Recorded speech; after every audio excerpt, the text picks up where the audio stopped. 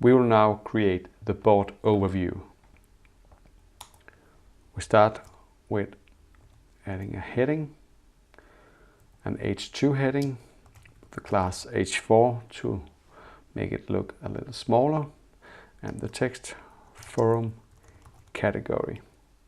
Then we create the table element with the following classes: table, which is default, and then table striped to make every second row have another background color, and table bordered to make all the table cells have a border, and then table responsive to make this responsive so we can scroll inside it. Inside this table we first create the table head, which is a T-head element with the class T-head light. So this will have a light background. Then we create our first table row, and the first table heading will have the scope attribute col, which stands for column.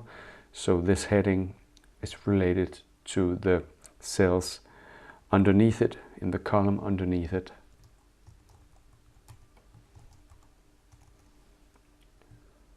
We'll just copy this a few times, change the text to topics,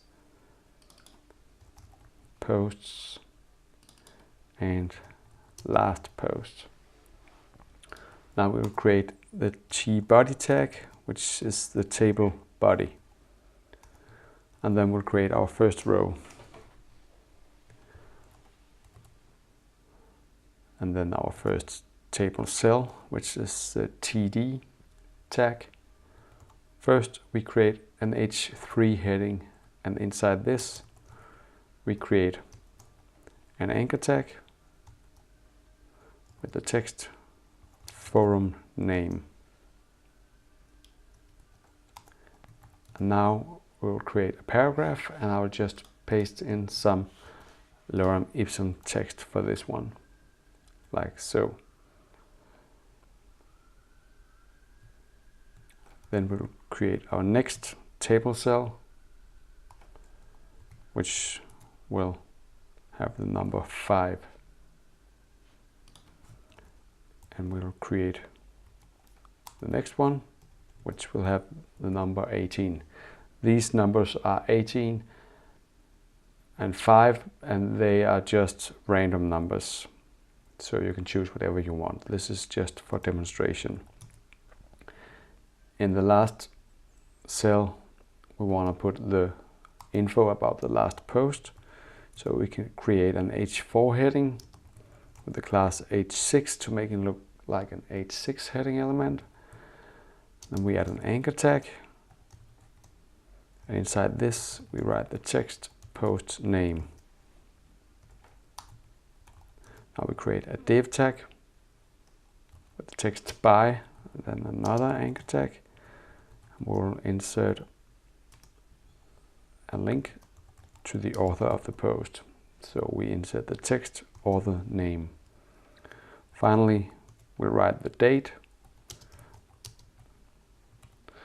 like this.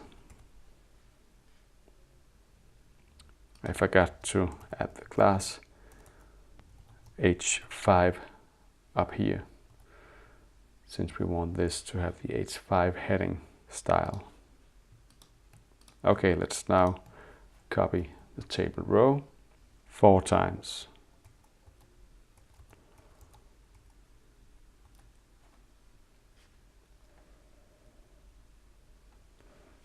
And now we'll copy our whole table, including the H2 heading element, 2 times. Let's have a look in the browser. Now we see that we have 3 tables, each with their own heading, and each table have a table head and a table body, 4 columns and 5 rows. When we open our developer tools and resize the window, we'll see that especially the last column become very narrow. And also the first column becomes quite narrow for the content that they contain. So to adjust this, we'll add a class to this first table heading here. We'll call it forum call.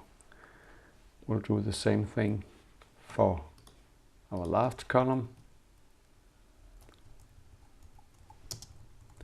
Add the class last post call.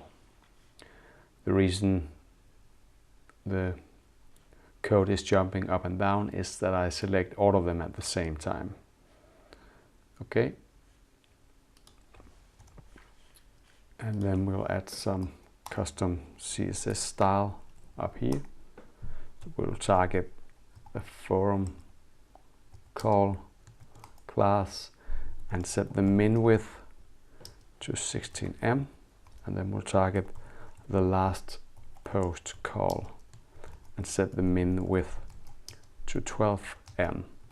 Let's have a new look in the browser. Right now it looks the same, but when we decrease the window, we see that they never go below their minimum width. And because we use the table responsive class on the table, we can scroll vertically inside our table. Great.